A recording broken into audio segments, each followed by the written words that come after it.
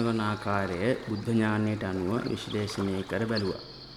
තවත් එම ආයතන 12දී හටගන්නා විඥාන 6 එහෙමත් නැත්නම් සිත් 6 එකතු වූ විට 12යි 6යි 18යි එම නිසා ධාතු 18 වේ. එම නැත්නම් ධාතු 18 වේ. දැන් අපි බලමු තවදුරටත් zoom කරලා කෙසේද මේ ඇසකට රූපයක් අරමුණු වූ විට සිත් පහළවන්නේ කියලා. මුලින්ම අපි ඇස ගැන යම්කිසි දැනුම් කොටසක් ලබා ගමු.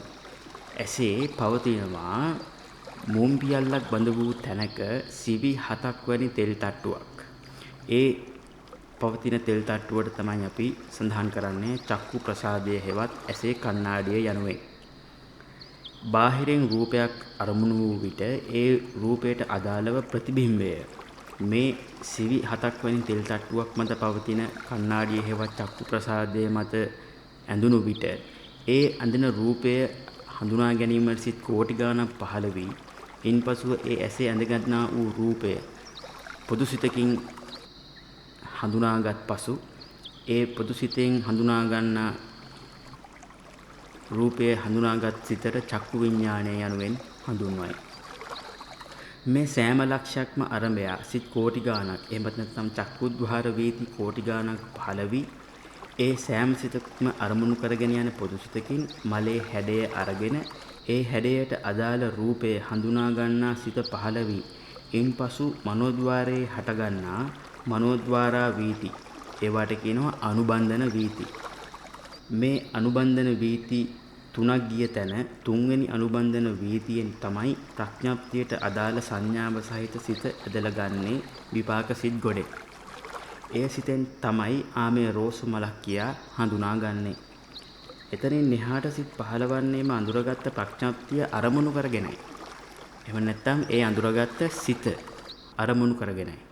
රහතන් වහන්සේ මේ ප්‍රඥාප්තිය අඳුරගත්ත තුන්වෙනි අනුබන්ධන වීතියෙන් පසු එම ප්‍රඥාප්තිය අරමුණු කරගෙන සිත් පහළ කරන්නේ නැහැ. නමුත් පෘථග්ජන අපි ඒ ප්‍රඥාප්තිය අරමුණු කරගෙන දිගින් දිගටම සිත් පහළ කරනවා. එයට ප්‍රපංචකරණය යයි හඳුන්වයි. එම් ප්‍රපංචකරණයට ලක්වන්නේ නැවත නැවත දිගින් දිගටම ප්‍රඥාප්තිය ඇසුරු කරගෙන සිත් පහළවන්නේ අරමුණේ ඇත්ත නොදකින නිසයි. එම නිසා ප්‍රපංචකරණය සිදුවන්නේ යම් සිත් වලින්ද එම සිත් පරම්පරා යම් දැක්මකට අදාළව පහළවන සිත් හෙවත් සක්කාය දිට්ඨියට අදාළ සිත් පරම්පරායි. ඔන්න ආයිත් අපි මුලටම ආවා.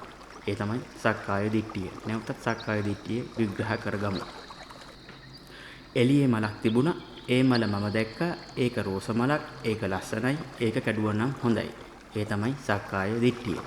සම්මා දිට්ඨිය වනුයේ මම කලින් මේ මලක රූපය හඳුනාගත් සිත දැන් එළියේ හේතු සකස් වී යම් වර්ණයක් කැඩයට ආකාරයට අරමුණු වී ඒ වර්ණයේ හැඩය හඳුනා ගන්නා සිත් කෝටි ගණනක් ඇසේ පහළ වී ඊතා වේගයෙන් කලින් මා මල හඳුනාගත් සිත ප්‍රඥාප්තිය සමග තුන්වන අනුබන්ධන වීතියේදී පහළ වීම තමයි මම රෝසමල දැක්කා කියන සිත පහළ වීම.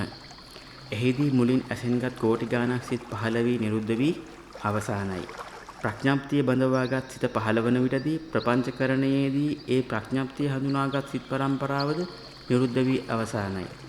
එතනින් එහාට මනෝද්වාරය ඇසුරු කරගෙන තමන් ගාව ඇති දිට්ඨි සිත් පරම්පරා දිගින් දිගටම ගලාගෙන ඒමක් සිදු වෙනවා කියන එක දැක්කොත් එතනින් එහාට ප්‍රපංචකරණය බ්‍රේක් වෙනවා. ඒ බ්‍රේක් වෙච්ච තැන සම්මා දිට්ඨිය පවතිනවා. මෙහෙම තමයි පටන් ගන්න මුල් අවස්ථාවේදී ප්‍රපංචකරණය වෙනවා යයි තේරෙන්නේ ගොඩක් වෙලා ප්‍රපංචකරණය කරාට පසුවයි. නමුත් ප්‍රැක්ටිස් කරන්න ඒක ටික ටික අඩු වෙනවා. ප්‍රපංචකරණය ටිකෙන් ටික අඩු වෙවි අරමුණේ ඇත්ත දකින්න එක ටික ටික ලං වෙනවා. ඒ කියන්නේ තණ්හාව ගෙවෙනවා. රහතන් වහන්සේ යනු අරමුණ එන මොහොතේම අරමුණේ ඇත්ත දකින්න නාම රූප පරම්පරාවකි. ඒකයි කිව්වේ දිත්තේ දිත්තමත්තම් භවිස්සති සුතේ සුතමත්තම් භවිස්සති මුතේ මුතමත්තම් භවිස්සති. දිත්තේ දිත්තමත්තම් භවිස්සති දැක්කොත් දැක්කා පමණයි. සුතේ සුතමත්තම් භවිස්සති ඇසුනොත් ඇසුනා පමණයි. මුතේ මුතමත්තම් භවිස්සති දැනුනොත් දැනුනා පමණයි. සුවඳ දැනුනොත් සුවඳ දැනුනා පමණයි. රස දැනුනොත් රස දැනුනා පමණයි. පහස දැනුනොත් පහස දැනුනා පමණයි. පහළ වෙන විපාක සිත හඳුනා ගැනීම පමණයි සිදුවන්නේ. එතන එහාට ප්‍රපංචකරණයකට යාම සිදුවන්නේ නැහැ. සක්කාය දිට්ඨිය නොමැති නිසා ප්‍රපංචකරණයකට ලක් නොවේ. දැන් අපි තවත් zoom කරලා බලමු කනට ශබ්දයක් ඇසෙන විටදී කෙසේද සිත් පහළවන්නේ කියා. කන මුදුවක් බඳ වූ තැනක තඹවන් වූ ලොම් තට්ටුවක් ඇත. එය ලැබෙන්නේ කර්මයෙන්. එයට සෝත ප්‍රසාදයයි හඳුන්වයි. සෝත කන, ප්‍රසාදය කණ්ණාඩිය, සෝත ප්‍රසාදය කනේ ඇති කණ්ණාඩිය. ඒ කියන ශබ්දයේ තිබෙන තරංග සියල්ල සෝත ප්‍රසාදයේ එහෙම නැත්නම් ඇසේ තිබෙන කණ්ණාඩියේ ගැටීම හේතු කොටගෙන ඒ තරංග ආකාරයට තඹවන් වූ ලොම් තට්ටුව එහෙම නැත්නම් සෙන්සර්ස් කම්පණය වීම හේතු කොටගෙන ඒ ශබ්දය හඳුනා ගැනීමට සිත් කෝටි ගාණක් පහළ වී ශබ්දය හොඳින් අරමුණු වූ පසු ඒ සිත් සියල්ල අරබයා යන පොදු සිතකින් පසුව හටගන්නා තුන්වන අනුබන්ධන වීතියේ එම ශබ්දය හඳුනා ගැනීමට කලින් පහළ වූ සිත ඇදිලා ඇවිත් පහළ වේ. එවිට අපි කියනවා ශබ්දය අඳුරගත්තා. ඒ ශබ්දය තමයි ඒ. ප්‍රඥප්තියේ තිබෙනවා ඒ කියන්නේ ඉංග්‍රීසි හෝඩියේ පළවෙනි අකුර කියලා. අපි සින්දුවක් අහනවා කියන්නේ තවත් නාම රූපයක් සිත් පහළ කිරීමේදී යම් රටාවකට පෙළගස් වූ ශබ්ද රටාවක්, ශබ්ද නාද රටාවක්, ශබ්ද නාද රටා සිත් පරම්පරාවල් බාහිරයට මුදා හැරීමේදී ඒ මුදා හරින සිත් ශබ්දයාකාරයට ඇවිත් අපේ සෝත ප්‍රසාදයේ ගැටුණු විට ඒ ශබ්දය හඳුනා ගැනීමට කලින් එම ශබ්ද හඳුනාගත් සිත් පරම්පරාවල් ඇදී එනවා. දැන් අපි කියනවා අපි සින්දුවක් ඇහුවා කියලා. අපි මුලින් සින්දුවක් අහනකොට එච්චරම හුරු නෑ වගේ දැනෙනවා. ශබ්දය නුහුරුයි වගේ දැනෙනවා. පදපේලි හරියට තේරෙන්නේ නැහැ. එම අරමුණ හඳුනා ගන්නා සිත් පරම්පරා අප තුල විපාක ජවන් ලෙස නොමැති බැවින් මේ සිදුවන ආකාරය තමයි එකෙන් 7 න්‍යාය. අපි එකෙන් 7 න්‍යාය අවබෝධ වෙන විට තමයි මේ කිව්ව තියරි ටික හරියටම කම්ප්ලීට් වෙන්නේ. ඒ කියන්නේ මෙතනදී සිදුවන්නේ එකෙන් 7 න්‍යායෙන් අප ප්‍රයෝජනය ගන්න එකයි. ඒක ස්ටෙප් කිහිපයකට සිදු කරනවා. දැන් අපි නාසයට තවත් zoom කරලා බලමු. නාසය ඇසුරු කරගෙන එළු කුරයක් බඳ වූ තැනක තඹවන් වූ ලොම් තට්ටුවක් ඇත. නාසයේ පවතින කණ්ණාඩිය, නාසය කියන්නේ ගාන, කණ්ණාඩිය කියන්නේ ප්‍රසාදය, ගාන ප්‍රසාදය. සුවඳ විලවණේ තිබෙන ශුද්ධාෂ්ටක වල ගන්ධය නැමැති ශුද්ධාෂ්ටක රූපකලාප කොටස් තමයි මේ සම්ප්‍රාප්ත විෂයග්‍රාහී ලෙස ගාන ප්‍රසාදයෙන් හඳුනාගන්නේ. එමෙතම් සෙන්ස් වෙන්නේ. ඒ කියන්නේ ශුද්ධාෂ්ටක කොටස් පාවී ගිහින් නාසයේ ගැටුණු විට ඒ ශුද්ධාෂ්ටක වල තිබෙන ගන්ධය යන රූපකලාප තමයි මේ නාසයේ ගාන ප්‍රසාදයෙන් ගාන ප්‍රසාදයෙන් හඳුනාගන්නේ. නැතිනම් ඒ කොටස හඳුනා ගන්නා සිත තමයි පහළවන්නේ. ඒ රූපකලාප හඳුනා ගන්නා සිත තමයි පහළවන්නේ. ඒ පහළවන සිතේ තමයි ප්‍රඥප්තිය ඇදලා ගන්නේ. සංඥාවේ තියෙන්නේ මේක මෙන්න මේ වර්ගයේ සුවඳ විලවුන් වර්ගයක් කියලා. ඒ කියන්නේ අප හඳුනාගන්නේ සුවඳ විලවුනේ සුවඳ නෙමෙයි. ඒ සුවඳ ගිහින් සෙන්සර්ස් වල එහෙම නැත්නම් ගාහන ප්‍රසාදයේ වැදුණු විට එතන ප්‍රසාද රූපේ හටගන්නා උත්තේජනයේ හෙවත් ගන්ධ රූපය හඳුනා ගන්න සිත පහළවන්නේ. ඒ පහළවන සිතේ සංඥාව තමයි ඇදලා ගන්නේ ප්‍රඥප්තිය ලෙස. ඒ කියන්නේ සුද්ධාෂ්ටකවල තියෙන සෑම ගන්ධ ධාතුවක් අරඹයා සිත් කෝටි ගාණක් පහළ කරවා ඒ සිත් පරම්පරාවලට අදාළව පහළවන පොදු සිතකින් තමයි ඒ ගන්ධය හඳුනා ගැනීමකට ලක්වන්නේ.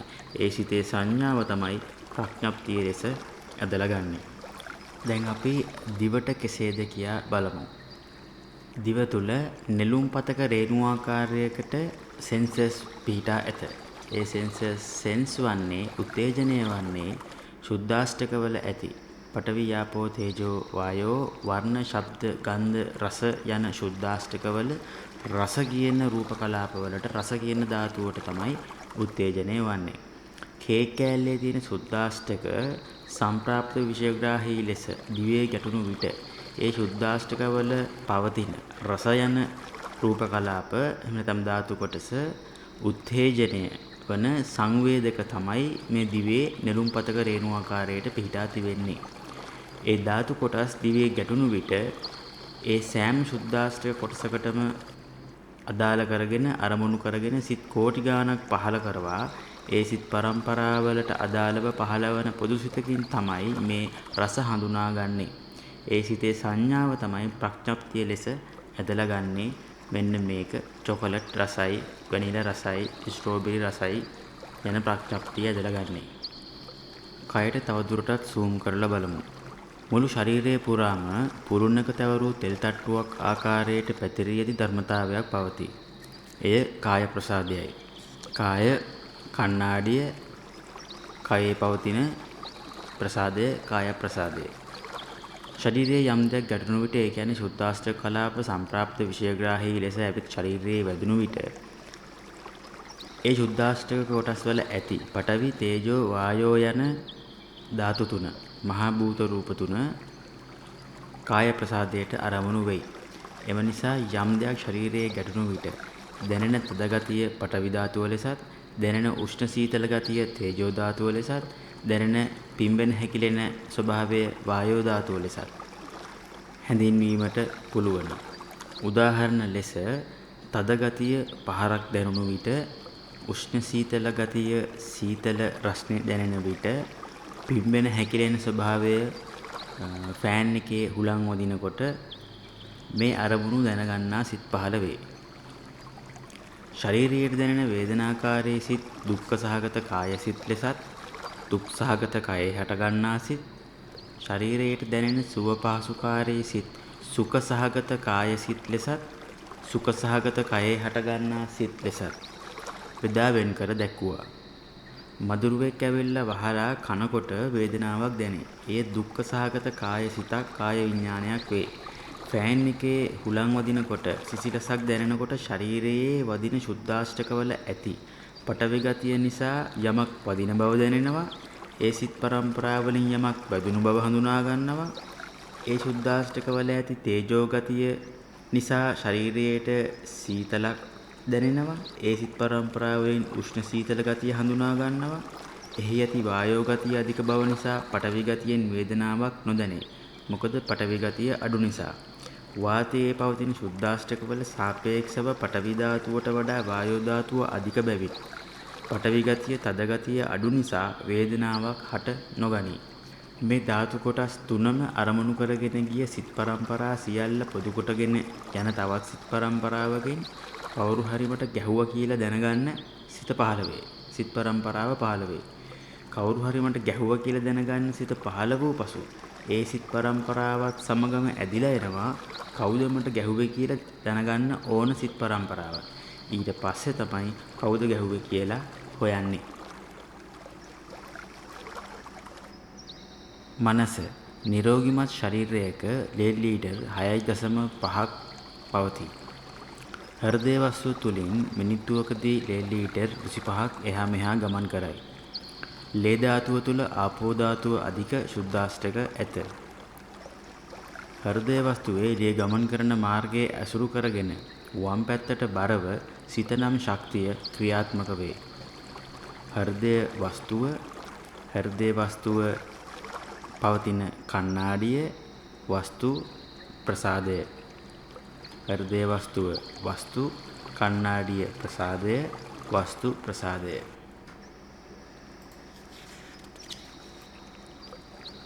අනාගාමී වූ විටදී පවා මමත්වය සිම් වශයෙන් පවතී. එයට අස්මිමානයයි කියනු ලැබේ. අස්මිමානයත් ගලවා විසික්වනු ලබන්නේ අරිහත් මාර්ග සිතෙනි.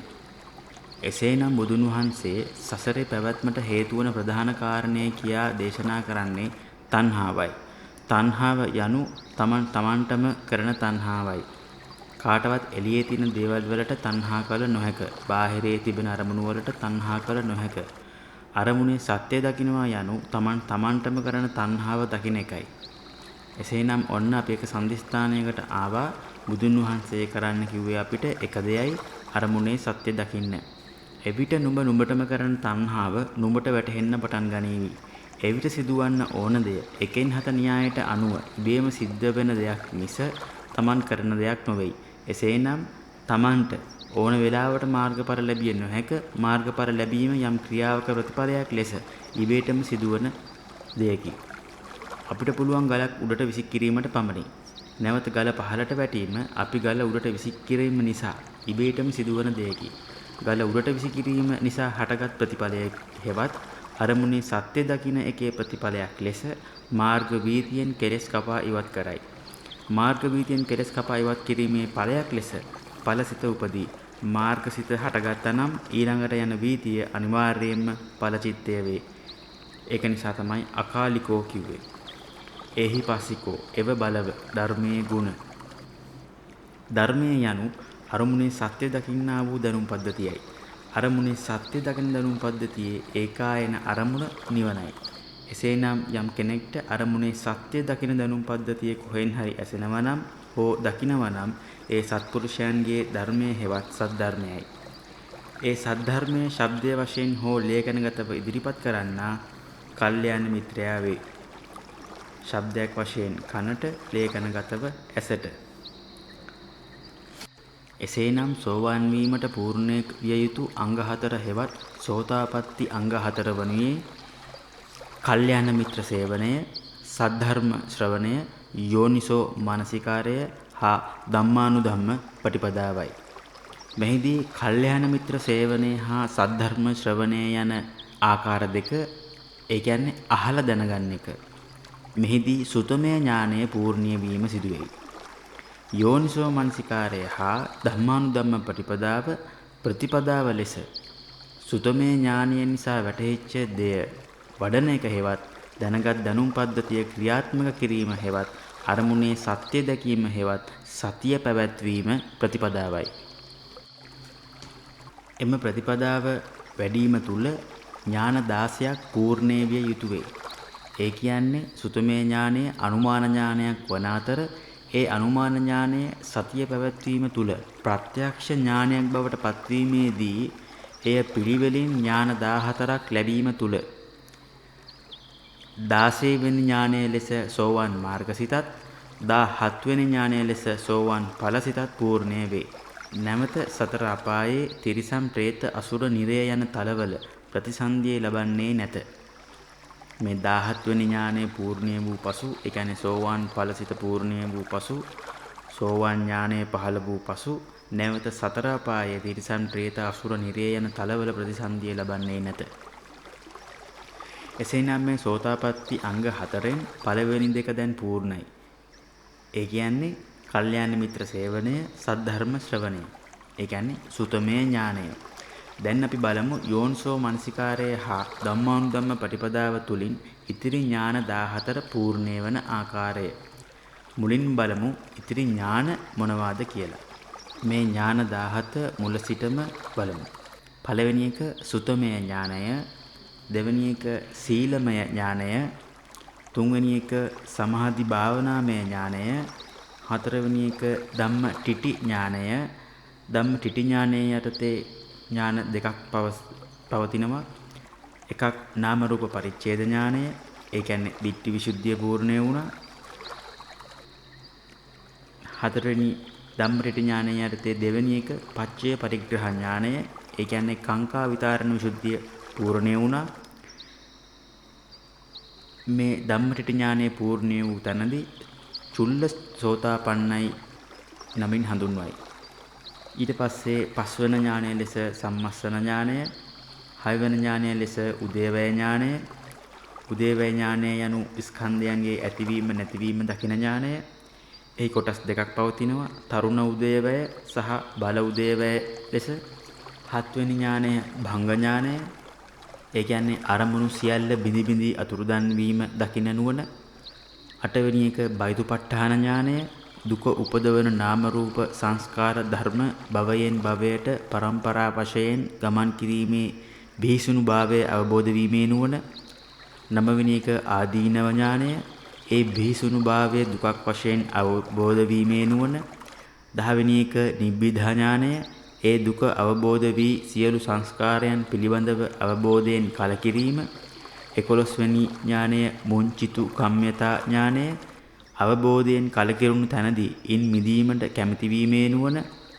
12 වෙනි ඥානය පටිසංඛා ඥානය. මිදෙන්නට කැමැති තැන ඒ සඳහා උපාය මාර්ගයක් නුවණින් සැලකීම. 13 වෙනි ඥානය සංඛාර උපේක්ඛා ඥානය. සංස්කාරයන් පිළිබඳ ඇලීම අතහැර ඒ පිළිබඳ උපේක්ෂාවට පත්වීමේ නුවණ. 14 අනුලෝම ඥානය. 15 ගෝත්‍ර භූ ඥානය. 16 සෝවාන් මාර්ගසිත. 17 සෝවාන් ඵලසිත. මෙහිදී 15 වෙනි ඥානය වන ගෝත්‍ර භූ ඥානය දක්වා සියලුම ඥාන ලෞකිකයි. ගෝත්‍ර භූ ඥානයෙන් පසු 15 වන සෝවාන් මාර්ගසිත සහ සෝවාන් ඵලසිත මේ ඥාන දෙක ලෝකෝත්තරයි. මෙහිදී සුතමේ ඥානය පූර්ණ්‍ය වීමත් සමගම සීලමය ඥානය පූර්ණ්‍ය වෙනවා. පමණක් නොව සමාධි භාවනාමය ඥානය, ධම්මටිටි ඥානය, සම්මස්සන ඥානය, උදේවය ඥානය යන ඥානද පූර්ණ්‍ය වේ. ඉන් ඉදිරියට භංග ඥානය, බයිතුපට්ඨාන ඥානය, ආදීනව ඥානය, නිබ්බිදා ඥානය, මුංචිතු කම්යතා ඥානය, පටිසංඛා ඥානය, සංඛාර උපේක්ඛා ඥානය දක්වා විදර්ශනාව හෙවත් අරමුණේ සත්‍ය දැකීම තුලින් වැඩේ. එසේනම් දැන් අපට ඉතිරිව තිබෙන්නේ තව අංග දෙකයි. ඒ යෝනිසෝ මනසිකාරය හා ධම්මානුධම්ම පටිපදාවයි. ඊට කලින් අපි ගෝත්‍ර භූ ඥානය කුමක්ද කියා හඳුනා ගනිමු. ගෝත්‍රය වෙනස් කරන සිත පහළ වේ. පෘථග්ජන මට්ටමෙන් ආර්ය මට්ටමට පැමිණේ. ආර්ය ගෝත්‍රයේ උපදී හෙවත් අරමුණේ ඇත්ත දකින්න විදිය දන්න සිත් පරම්පරා පූර්ණ්‍ය වී ඇති නිසා අරමුණේ සත්‍ය දකින සිත් පරම්පරා පූර්ණ්‍ය වූ තැනදී ගෝත්‍රය මාරු කර සෝවාන් මාර්ග සිතෙන් සියල්ල සතර අපාගත විපාක සිත් පිළිත් කිරීම තුල නැවත සතර අපායේ ප්‍රතිසන්දිය නොලබයි. ඉන්පසු සෝවාන් ඵල සිත පහළ වේ.